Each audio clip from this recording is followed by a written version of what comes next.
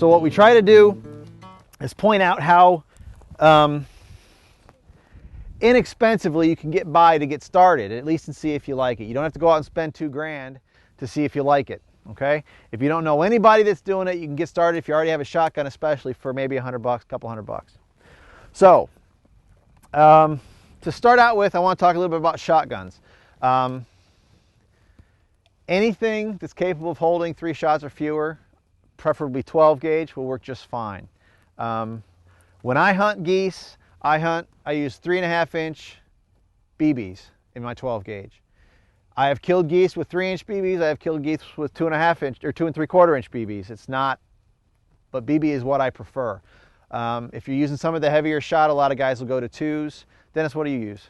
BB. It just seems like that's what a majority of goose hunters, dedicated goose hunters, use. If you're in the field hunting ducks and geese, I'll typically carry 2 steel number 2s in that case, and I don't feel bad at all about shooting at a goose with a 3-inch number 2. I mean, you'll bring them down just as easy. Let's talk about decoys. We've got several different kinds of decoys out here, okay? What we've got set up here is a spread as if, I don't know, where's the wind now? The wind would be... Yeah, where is the wind now though? So, this way. The wind has shifted. Right. The idea is that the wind's coming down the field this way toward us, okay? Geese, when they're on the ground, typically, not across the board, but typically walk into the wind because it's easier to take off into the wind, okay? And typically when they want to land into the wind because it's easier to stop. They kind of throw their feet down and cup their wings into the wind, and it acts as a brake. So when you set up, typically you want to be facing with the wind at your back, blowing from behind you. I always tell people that's really nice compared to deer hunting where you got to sit with the wind in your face all day. So I guess just starting with these guys closest to me, this is a full body, called a full body for obvious reasons. This is an old Bigfoot. This is my only full bodies that I own personally. Obvious names, obviously why they're named a Bigfoot, right? These are feeder styles. You can see that they're made to look like they're eating, so these are great field decoys where they're typically feeding on waste grain. Next bird we have is, what's this one? These are my very first goose decoys. A lot of people call these suck ducks because they've got this hollow space in the bottom. They're hollow and they'll actually ride on the water as long as the water's not too choppy. There's a spot under here where you can tie an anchor so it can work as a water decoy or a field decoy. If you're hunting over water, I have used this to great success in areas where the birds are actually feeding. If you haven't seen them feed in the water, I probably wouldn't mess with it, but if you know that they're feeding in an area, these goose butts work pretty well. You can tie a string to the bottom here and jerk on it and make it look like they're trying to pull up some vegetation. It's a pretty effective little decoy. They make them for ducks as well. This is a field shell, called a shell because they're empty underneath, right? And they stack up real nice. These are super mag size. I've actually hunted under these where I lay down and put these over the lower part of my body. The next kind we got is the silhouette. Obviously why it's called a silhouette.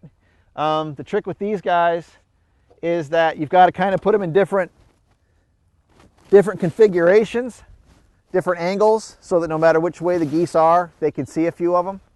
Because obviously if you're looking at them from over here, you can't see that one, right? You can just see a thin line, but you can probably see that one pretty well. So that's the trick there. Personally, I don't like to rely just on a silhouette, although people certainly do, especially for, they're good for building a spread though, you know, adding more numbers. These are about the cheapest goose decoys I've ever seen, short of actually painting a milk jug. But the nice thing is they were, I think, $45 for 12. They sit on a spike, so they move. You can see in the wind, they actually bob pretty well like a goose actually feeding. They don't look great when you're right up on top of them. But again, to help build a spread at a low cost, they're pretty effective. Layout blinds. When I first started field hunting geese, this was my layout blind. You got a waterproof mat. You lay down, you cover up with the corn stubble blanket. When the geese come, you shoot. It's fairly effective. It's fairly uncomfortable. Nothing warm about it. Your neck, by the time you're done at the end of the day, your neck is just killing you because you're leaning forward all the time, craning your neck up. So again, if you're on a budget, you can do this for about 30, 40 bucks and get started. This is my current layout blind. It pops open real easy. There's a actual headrest, so you can lean in there and actually see through this front here when they're coming in. It's a mesh, so you can see when they're coming in, and flip the doors open when they come in, sit up and shoot. You can buy electric heaters that you sit on. But honestly, I've hunted out of this thing in February when it is butt cold outside, and it's like being in a sleeping bag. I mean, to the point where I actually have taken my jacket off just laying there because it encloses you pretty well. I will say that when I first got this, it was suggested to me, and I took the advice, and I'm glad I did. I bought some flat tan spray paint and just dusted it with the spray paint. You can see this is what it looked like more or less before. It's real bright. It stands out real well. A lot of guys will take it and just rub mud on it. But that flat tan spray paint takes the shine off. And then basically what you do is it's got these straps, and you just put a bunch of corn stubble or whatever, wheat stubble, wherever you're hunting, in those straps and hide it up as much as you can. And man, these things can actually really disappear. $10 to $30. My flag has camo on one side and is black on the other side. But this is a goose flag. Geese like to see motion because geese move. So you see a flock far away, you can get their attention. Flap it maybe so they can see the white. And then like it's landing sometimes. And then when they get close, on mine, I can just flip it over and throw it down because it's camoed. It just kind of blends in, disappears. I guess you could just probably set this down as well. But this really gets their attention. And you can see it's got these little arms. It looks like it's flapping.